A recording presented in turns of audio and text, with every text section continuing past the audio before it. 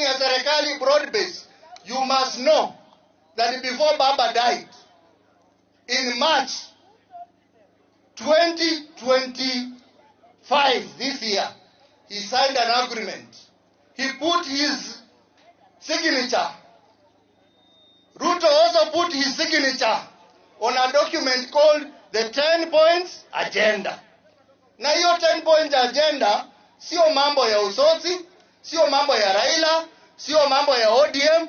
It is matters to do with the people of Kenya. Kwa mfano, wale vijana ambao waliuawa kwa maandamano, hiyo points agenda inasema kwamba hawa vijana wakuwe compensated, family zao. Wale ambao wako kwa jela mpaka sasa watolewe jela. Wale ambao wako na court cases zitolewe. Hiyo yote haijafanyika, na watu bado wanasema broad base. Na vijana wetu wako ndani ya jela, wengine wamekufa, family zao zimepata tabu. Jambo lingine, youth employment, hawa vijana wapate kazi. Kazi hakuna.